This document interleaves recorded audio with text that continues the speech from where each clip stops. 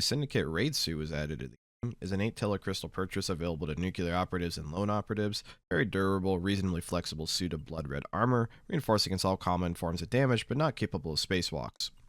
Inside of it, it is a duffel bag that comes with the suit itself, helmet, a Syndicate gas mask, and combat gloves. The suit itself has very powerful combat stats, and the suit itself also has a light on it, which is interesting. Normally it's on the helmets. It has 65 blunt / pierce heat resist, 50% caustic.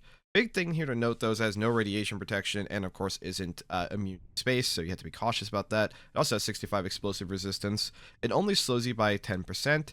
The helmet is also equally stacked. It has 15% blunt / pierce and heat resistance, which just gives you pretty damn close to 75% damage reduction to pretty much everything. Throwing has been changed to be significantly more precise and just feel better in general. If you throw something that's non-weapon related like a plushie, it will land pretty much directly at your cursor, making throwing significantly precise. Weapons will skid past your cursor, and you're trying to throw it at someone to either pierce through them or embed them directly.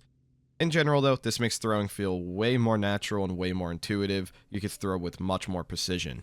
Throwing weapons doing double damage to the first target has been fixed, so this applies to things like stun batons and bladed flat caps. Originally, this bladed flat cap would have actually done 20 damage to the target because it would have double hit basically. Now it only does 10, so that means throwing weapon damage values are as stated now. You can now melee or shove creatures you are dragging. On smaller creatures, you won't really be able to directly hit them while dragging them, but this is especially useful if you like stun somebody and want to start dragging them away while meleeing them with a dangerous weapon. Just gives you a lot more mobility and a lot more versatility when downing somebody and trying to finish them off. Nuke reinforcements now come with the Syndicate PDA, and inside of that is a Syndicate ID, meaning they can now actually access the doors on the infiltrator and aren't just going to be lost out waiting for actual Nukie to either give them an ID with access to it or just open the door for them. Pretty helpful. Blind people can no longer turn into a Geras. It was removed for a variety of reasons, but you still have your internal storage. Rat Kings now only appear when the station's population is above 30, so no more free steamrolling a station at low pop as a mid-round Rat King, and there's one security officer aboard. AME fuel jars have been halved, so they only have 500 fuel instead of 1,000, and the ramping amount per overclocking injection has been changed, and higher core counts have less power than before. However, one core AMEs have actually been increased in power, so this can help supplement solars quite a lot easier on stations. So really it's just a small rebalance and tweak for the AME. The less fuel is probably the biggest thing. That means you're going to have to get fuel twice as fast now. The Spationaut hard suit has received a buff. It has a much larger light radius, pretty much equivalent to the mining hard suit. So it should be easier to see all those ores you're trying to mine early parts of a shift. Diamond ore has been added to the game, and you can mine either asteroids or mining expedition. Diamond ore is actually worth 250 spaces. However, though, the prices are basically identical, so there's not much real reason to refine them. 2 raw diamonds only makes 1 refined diamond, so if anything, going to take the time and refine them is just a waste of time. Just sell the ore as is. There's no point in refining them. I don't believe diamonds have any other crafting purpose, so just skip the step. Syndicate Hyperzine injectors have been changed a little bit. Pretty minor change, but could be helpful.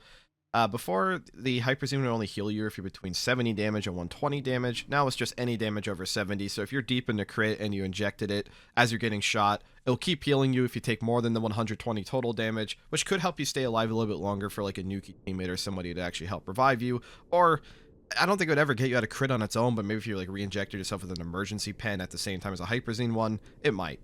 Radios have been changed to the point where handheld radios no longer require telecoms to work properly. And intercoms now actually have encryption keys inside of them, and getting the encryption key out's really quick. So you just screwdriver it open and pry it out with a crowbar, and that will give you the encryption keys. New damage indicators have been added, so when somebody has major freezing damage, it'll go from minor to major frostbite. Caustic damage now also has an indicator, which goes from minor to major chemical burns. So just a little bit more possible eye examination of what is wrong with someone if you don't have a health analyzer on hand. If I want to make a classic martini, before you just mix a gin and vermouth, and that would have automatically mixed it. Now, I have to shake it though. If I hold it in my hand, right click it, there is a shake verb, start shaking it, you'll hear it mix. And if you start drinking something now, and you drop it, you'll actually stop drinking from it, so you're not constantly drinking or eating from things that you've already put on the ground or walked away from. I want to thank all of our maintainers and contributors for all their hard work to the game. Anyways, thank you for watching.